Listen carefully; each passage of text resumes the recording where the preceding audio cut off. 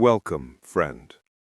Before we head back into the bitter winters of the medieval world, let me take a moment to greet you warmly. Whether you're tucked in for the night, listening to unwind, or just here for a little quiet storytelling, I'm truly glad you decided to join me. If you feel like it, tell me in the comments where you're watching from and what time it is for you. It's always amazing to see how many different places people tune in from. And if you enjoy these calm, immersive journeys into the past, feel free to subscribe so you don't miss the next one. For now, let the noise of the modern world fade away. We're heading back to a time when winter wasn't just a season, it was a threat. A period when cold meant danger, hunger, and uncertainty. Picture yourself in medieval Europe. The last leaves have fallen, the sun hangs low, and the air carries the first hints of snow. Winter is coming, and for people of that time, winter meant hardship more than anything else. The frost creeps across the land. Rivers harden into thick sheets of ice. Without central heating, insulated homes, or modern comforts, warmth was a luxury very few had. But it wasn't always like this. Before the climate shifted, the seasons followed a gentler rhythm. Then came a period historians call the Little Ice Age, stretching from the 1300s to the 1800s, bringing cold unlike anything people remembered. Crops failed, animals died, communities shivered through winters that felt endless. In some places, the cold was so severe that entire rivers froze solid. London's River Thames once turned into an icy highway, where vendors set up stalls and people lit fires directly on the frozen surface. But beneath the novelty lay tragedy. That same winter, thousands died in their homes, unable to withstand the cold. Yet even in such bitter times, sparks of brilliance emerged. A young Isaac Newton, stuck at home during one of these severe winters, ended up developing ideas that shaped calculus and optics. Isolation and cold couldn't freeze the human mind's ability to wonder. But for most medieval people, winter wasn't an opportunity. It was a season they feared. Only the wealthy had thick wool clothing and enough firewood. Peasants, who made up most of the population, lived a very different reality. Imagine waking up in a tiny one-room hut, the air heavy with smoke from a weak fire. Frost creeps through cracks in the walls. Everyone sleeps close together for warmth. Your breath forms pale clouds in the morning air as you rise from a straw mattress. Breakfast might be a bowl of thin porridge, if you're lucky. Food is already running low. You know the winter ahead is long, and every day will be a battle. Outside, your animals huddle together, their coats frozen with frost. The weak sunlight offers no warmth.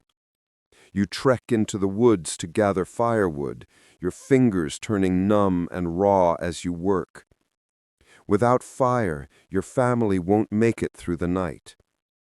This was life for medieval peasants, a constant fight against cold, hunger, and exhaustion.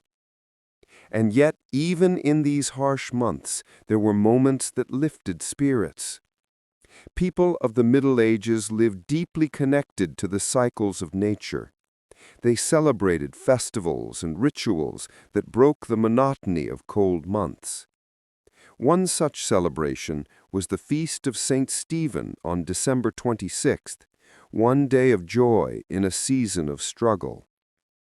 For that single day, a peasant could be crowned the lord of misrule. The poor ruled over the rich in playful reversal. People feasted, laughed, and forgot, for a moment, how cruel winter could be. But the most powerful source of hope was community. In small villages wrapped in snow, neighbors depended on each other. Families gathered near hearth fires, sharing stories and whatever food they had left. Even when meals were meager, there was comfort in being together. The snow piled deeper as winter wore on. Days grew shorter, nights stretched endlessly. But medieval people endured with a mix of stubbornness and hope. They watched for the smallest signs that winter was losing its grip. A slightly longer day, the softening of frozen ground, icicles melting under a hesitant sun. When these signs appeared, hope spread quickly. By early January came Plough Monday, signaling the rebirth of the farming year. Villagers blessed their ploughs, paraded tools through muddy streets, and prepared to turn the earth again. It was a symbolic declaration that winter's rule was ending. Despite hunger, despite cold, despite sickness, people held on. Their resilience in these months remains one of the most humbling parts of medieval history. Winter didn't spare even the wealthiest. Drafty castles swallowed cold air, no matter how many tapestries lined the walls. Royal households burned mountains of firewood just to keep common areas warm, yet the chill still crept in. Kitchens had to store and preserve food months in advance. Servants shoved straw into cracks between stones to block the winter winds. Still, sometimes even all this wasn't enough. Stories tell of nobles freezing in their sleep inside their own castles. A Hungarian queen in the early 1300s reportedly died from the cold in her chamber, a grim reminder that winter respected no rank. But winter wasn't only about suffering. It was also a season of bonding, generosity, and small acts of defiance against hardship. The Feast of St. Stephen became an emotional anchor for people. Crowded halls filled with laughter, dancing, and storytelling. Villagers exchanged gifts, shared ale, and reminded each other that they weren't facing the cold alone. Still, joy was short-lived. January, February, and even March dragged on with relentless cold. The poor suffered the most. Firewood ran low, food supplies thinned. Many families rationed the tiniest portions, praying their stores would last. But hardship also revealed the best of humanity. Neighbors shared firewood, food, and whatever warmth they could spare. A single act of kindness could save a life. One chronicle tells of two peasant families who had nothing left but a handful of ingredients. Together, they shared a small meal on St. Stephen's Day. That modest act gave them the strength, emotionally and physically, to persevere until spring. As winter stretched into its most brutal weeks, the threat of disease worsened. Living in cramped, poorly ventilated huts meant illnesses spread fast. Colds turned into pneumonia. Fevers raged. Children especially suffered. In big cities like Paris, tens of thousands died during flu outbreaks. Castles fared no better. Constant traffic of visitors made disease travel even faster. Fireplaces smoked, rush-covered floors grew damp. Frozen air seeped through walls. Still, people did what they could, praying, hoping, and looking after each other. Winter was more than a season, it was a test of spirit. Community, in many ways, became the true weapon against winter's cruelty. Daily life slowed to a crawl. Travel was dangerous. Roads became deep mud or vanished into snow. Leisure shifted indoors. People told stories. embroidered cloth, repaired tools, or carved wood. Those who could read did so aloud, turning a single book into entertainment for an entire household. Taverns provided fleeting warmth, filled with ale, songs, dice games, and the occasional brawl. In bleak weather, even rowdiness was a form of escape. Churches, meanwhile, filled with people seeking comfort. Winter was a time of prayer, charity, and reflection. Monks cared for the sick, sheltered the homeless, and fed anyone who arrived hungry. Then came Valentine's Day, which in the Middle Ages had a very different charm. People drew names from bowls to choose their Valentine for the year. Flirtations bloomed. Small gifts were exchanged. In the dead of winter, love became a warm spark of hope. Even as Lent approached, with its strict fasting, the mood shifted. People sensed the end of winter inching closer. The medieval world revolved around the certainty that winter, harsh as it was, would eventually pass. People endured hunger. They survived sickness. They buried loved ones. Yet year after year, they fought their way to spring. Winter shaped medieval society in profound ways. It tested their strength, deepened their reliance on each other, and built resilience that feels almost superhuman today. So the next time you feel a chill or dread a cold morning, remember them. The countless men, women, and children who braved winters far harsher than ours, armed only with determination, faith, and community. Snowdrops pushed through the frost. Birdsong returned little by little. Spring felt within reach. Winter shaped medieval life in every possible way. It crept into daily routines, slowed work to a halt, and intensified dependence on one another. To pass the long dark evenings, families gathered indoors.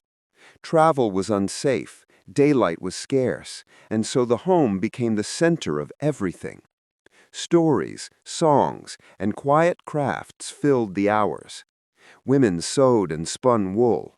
Men carved wood or repaired tools, and children listened eye-wide to tales of knights, tricksters, and mystical places. Books were rare treasures.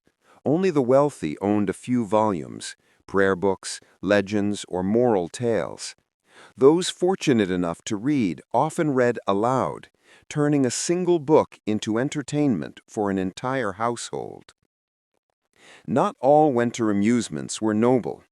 Dice games, drinking, and rowdy singing lit up taverns. Ale and mead warmed frozen bones, loosening tongues and sparking lively arguments or foolish bets. Meanwhile, winter also deepened religious devotion. Churches glowed with candlelight as people sought comfort in prayer. With farming at a standstill, many believed winter was a time to reflect on one's soul. Pilgrims braved the cold to visit holy sites, while others spent hours in silent chapels, whispering hopes for surviving the season. Winter brought out both kindness and desperation. Food ran short, tempers rose, and people sometimes turned to petty crime just to survive. Crowded homes increased conflict. A single spark from a candle or hearth could ignite a deadly blaze. Wooden houses stood tightly packed, and once flames caught, entire streets could burn to ash. Winter was also a time when acts of charity carried immense weight. The Church emphasized the 7 works of mercy: feeding the hungry, giving drink to the thirsty, clothing the poor, sheltering the homeless, comforting the sick, visiting prisoners, and burying the dead. For the poor, each of these acts could mean the difference between life and death. Still, in the darkest months, love found its place. By February, hearts stirred with the approach of Valentine's Day, a celebration of affection long before greeting cards and chocolates existed. Young men and women drew lots to choose valentines. For the next year, they exchanged poems, flowers, and tokens of affection. It was a rare moment of tenderness in a season defined by cold and scarcity. By midwinter, the chill seeped into everything: bones, walls, clothing, even spirits. Peasants wrapped themselves in scratchy wool layers and huddled near smoky fires that barely warmed the air. The poorest households often shared their living space with animals, hoping their body heat would push the temperature a few degrees higher. Animals suffered too. Horses grew thin on limited feed. Cows huddled together in drafty barns, mooing miserably. Even barn cats, usually proud and aloof, curled close to humans for warmth. Nobles weren't immune. Grand stone castles were majestic but bitterly cold. Tapestries hung from the walls, but the drafts still cut through. Servants rushed to keep fires burning, yet even royalty complained of freezing hands and sleepless nights. For all classes, winter felt like a long, grinding test. But festivals remained bright spots of joy, brief respites from monotony and misery. The feast of St. Stephen was among the most anticipated. On that day, roles reversed. Peasants gave playful orders, and nobles played along. These moments reminded people that even in suffering, laughter and unity could melt the cold, if only for a night. Acts of compassion were vital in these months. Neighbors shared food, extra blankets, and firewood. One widow might lend her last candle, another family might invite a lonely elder to share their only pot of stew. Stories tell of a noblewoman, Lady Margaret, who quietly sold her jewels to buy grain for starving peasants. She insisted the castle kitchens prepare huge pots of soup each day, no matter the cost. Her kindness kept dozens alive. Church monasteries acted as early hospitals. Monks tended the sick, fed the poor, and offered straw beds to travelers nearly frozen on the road. Brother William, a young monk, spent each day cleaning wounds, bandaging frostbite, and whispering prayers over the dying. Winter respected no one. Peasants, nobles, clergy, and royalty all fell victim to influenza, fever, and cold. Even in royal courts, sickness spread easily. Warmth was scarce, sanitation worse, and large gatherings made infection rampant. Winter was especially deadly for children and the elderly.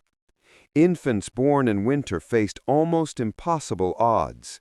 Weakened immune systems, limited nutrition, and freezing nights claimed countless young lives. In some towns, half of all children didn't survive to age 5. Mothers tied black ribbons to newborns' wrists, a somber reminder that the child might not survive. Pregnant women faced immense danger. Even wealthy noblewomen with warm chambers often died from childbirth complications worsened by winter infections. The poor fared even worse. Many women gave birth in cold huts with little help, and both the mother and child frequently succumbed to fever or exhaustion. Winter didn't just threaten the body, it tested the human spirit itself. Despair was common. Hunger gnawed constantly. Still, families clung to each other, pushing through day by day, holding on to whatever hope they could muster. The rich struggled too. Kings, queens, and nobles often suffered from winter illnesses that today seem minor, like colds or seasonal depression, but at that time, they could be fatal. King Henry VI famously battled deep melancholy during a brutal winter. Despite physicians offering warm tonics of ginger and cinnamon, he could not shake the numb cold from his hands or the gloom from his mind. For everyone, rich and poor, the promise of spring was a guiding light.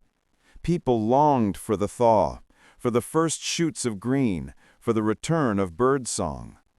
And then came Plough Monday, signaling the turning point.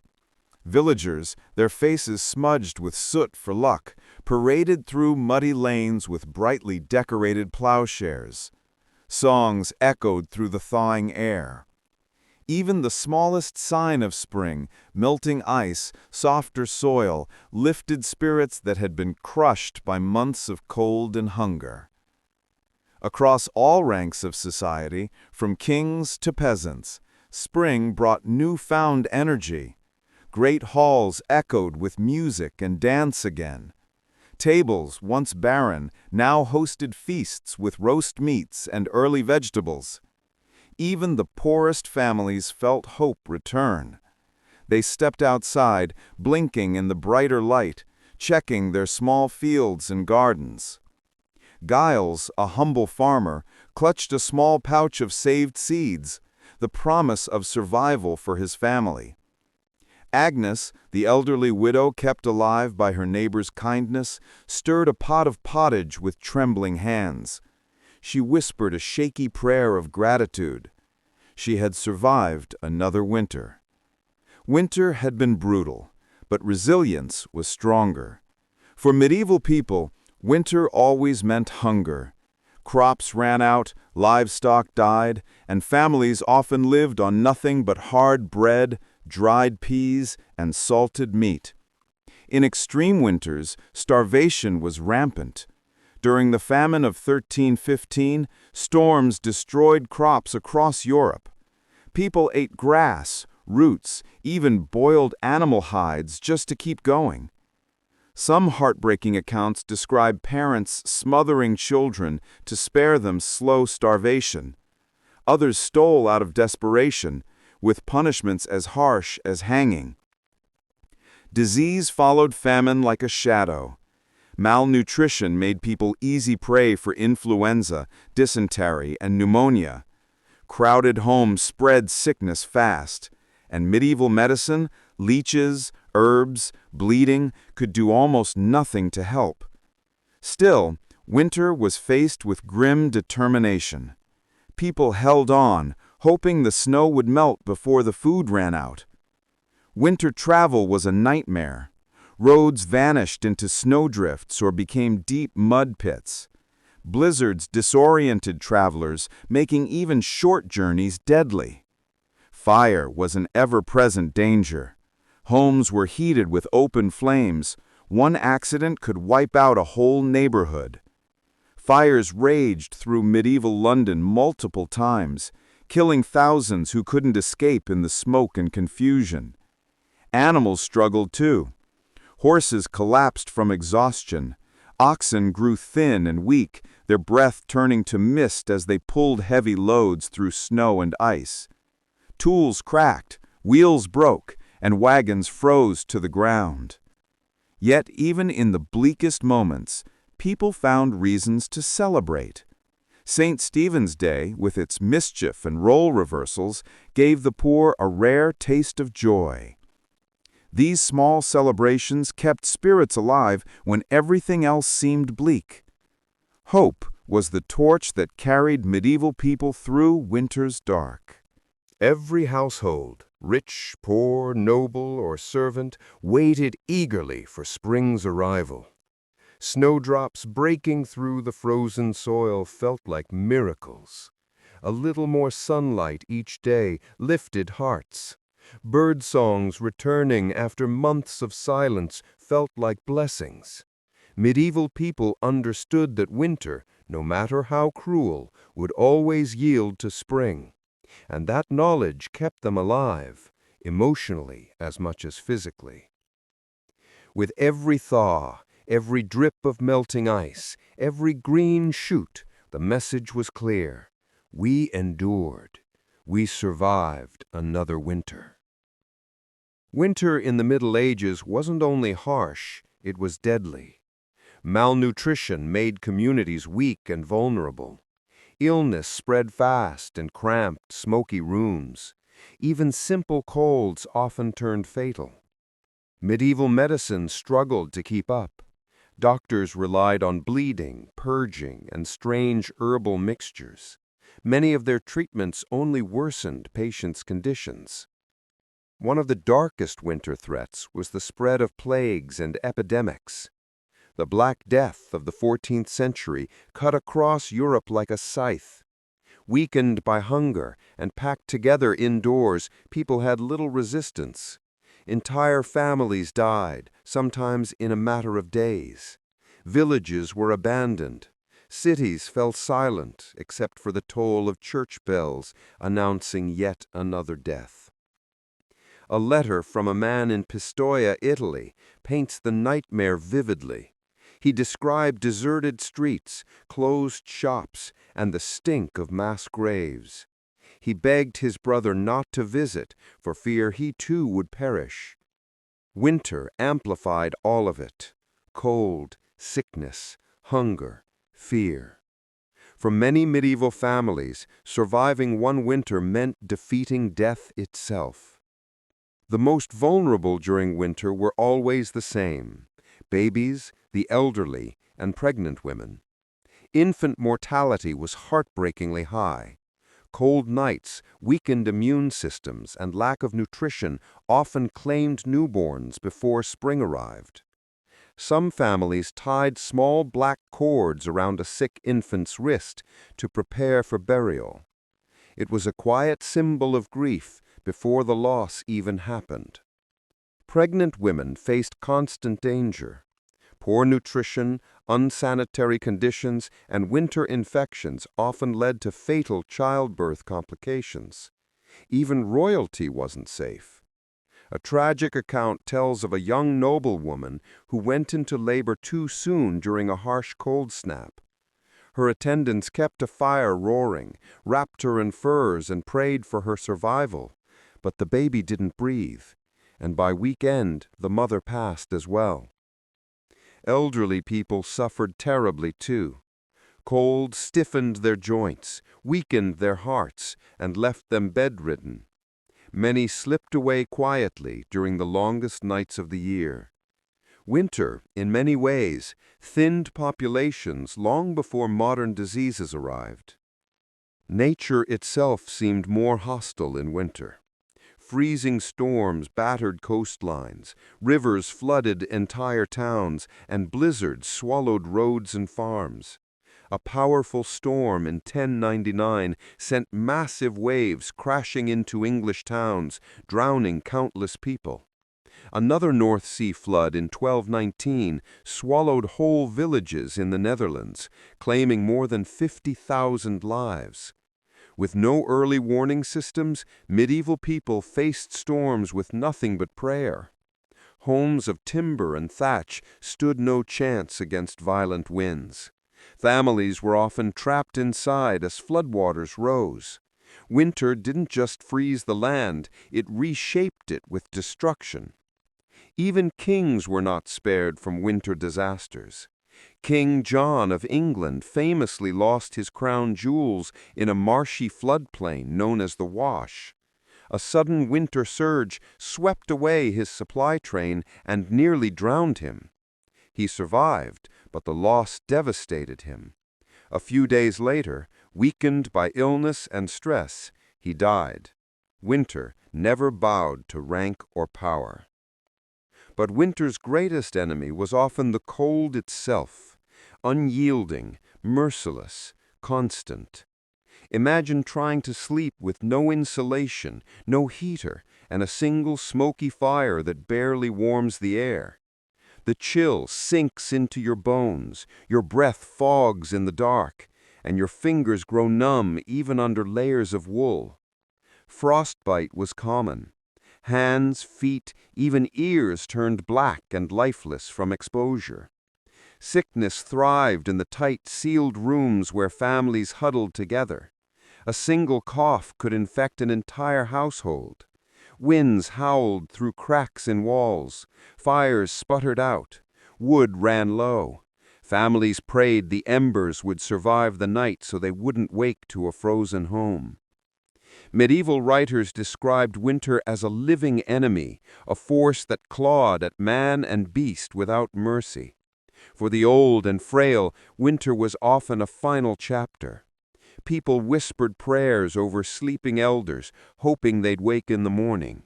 Some didn't. Despite everything, famine, disease, cold, people clung fiercely to hope.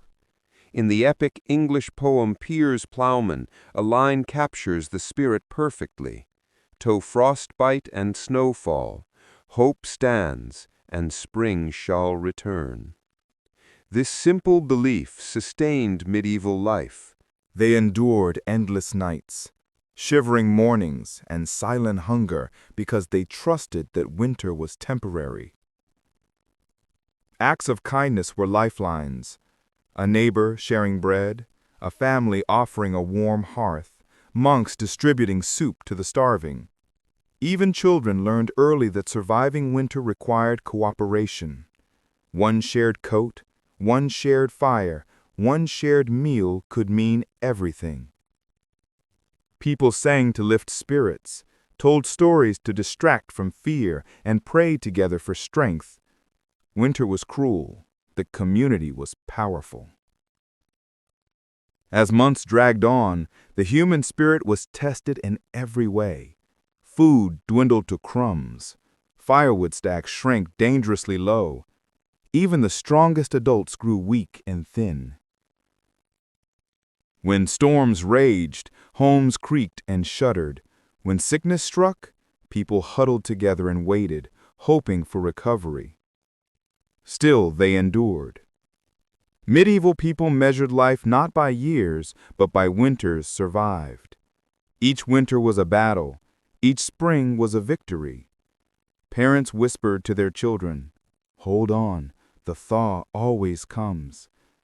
And so they did. One breath, one day, one prayer at a time. But winter wasn't only about suffering.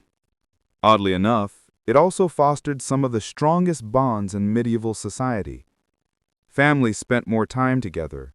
Songs were taught, legends retold, and customs passed down. Children learned skills, cooking, weaving, carving during winter months. Neighbors became each other's lifeline.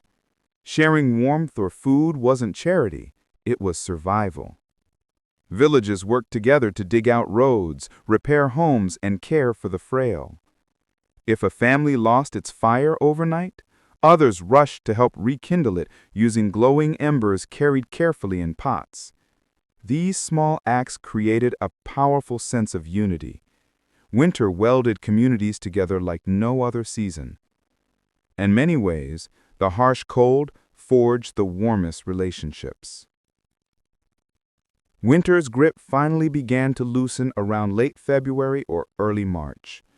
The first signs were subtle: melting icicles, wetter soil, a longer stretch of light in the sky. Birds tested the air with hesitant chirps. Snowbanks thinned. Streams cracked open and began to flow again. Medieval people noticed everything. They depended on nature's signals. As hope returned, spirits lifted. People stepped outside more often, wrapped tightly in cloaks, eager to see whether spring was truly coming. Soon, they would begin clearing fields, repairing tools, and preparing for plowing. The worst was nearly over. With spring came celebration. The rich hosted feasts with fresh bread, roasted meats, and winter-stored wines. Musicians played lively tunes. Dancers filled great halls with laughter. Even the poorest felt reborn.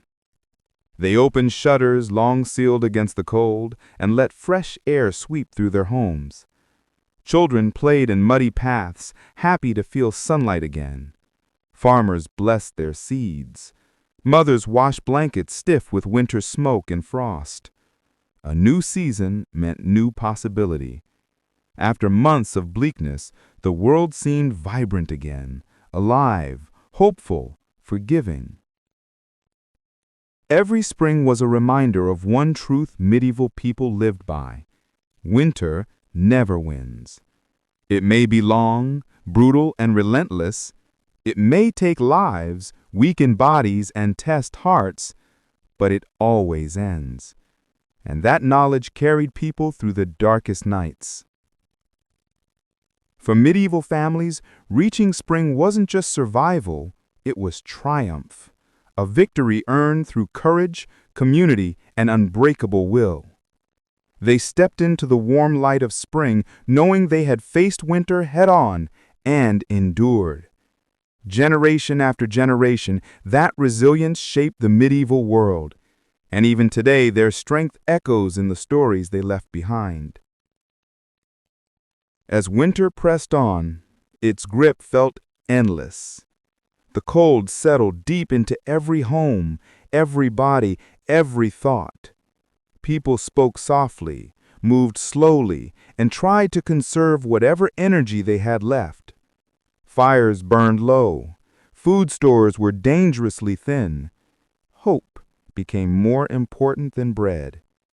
Yet even in the bleakest stretches, the medieval spirit refused to break.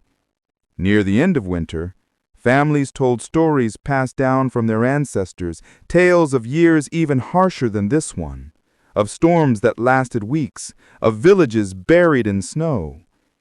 They shared these not to frighten one another, but to remind themselves that their people had survived worse.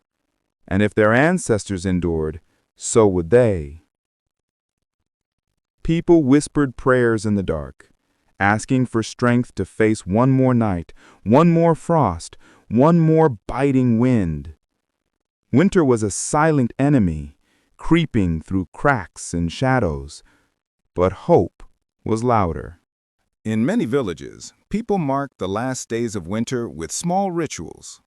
Some believed banging pots would scare away evil spirits hiding in the cold. Others lit torches and walked the boundaries of their fields, symbolically chasing winter back into the mountains.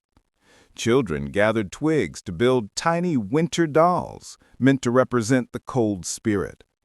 These were thrown into rivers or burned as a sign of renewal. These traditions didn't change the weather, but they changed people. They gave them something to believe in, something to look forward to, something to rally around as a community. As the air softened and snowbanks began to sink, people dared to feel joy again. The smell of thawing earth returned. Birds fluttered back to rooftops. Sunlight brightened the sky longer each day. Soon came the day everyone had waited for, the true breaking of winter. Streams began to run freely. Ice cracked away from the edges of ponds, and shoots of green finally pushed through the soil, delicate but determined. Medieval people welcomed these tiny miracles with tears, laughter, and prayers of gratitude. Spring had arrived at last. For medieval families, it felt like awakening from a long, harsh dream. Doors opened wide, fresh air poured into homes that had been sealed tight for months. Neighbors greeted each other with the relief of survivors. Fields filled with workers preparing the land for crops that would feed them for the year to come.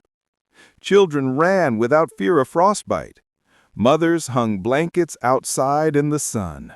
Fathers mended tools with energy winter had drained from them. Life began again. And though winter's scars remained, empty chairs at tables, weakened bodies, reduced stores, it also left behind a deeper strength. Winter taught resilience. It taught unity. It taught the value of kindness and the necessity of community. When medieval people looked back on the season they had just survived, they didn't remember only suffering. They remembered the nights neighbors shared their last crumbs, the fire rekindled by a friend, the songs sung together to drown out the howling wind. They remembered what it meant to endure. As they stepped into the brightness of spring, they carried forward the lessons of winter. Hardship reveals strength. Darkness makes way for light. And no matter how long the cold lasts, spring always returns.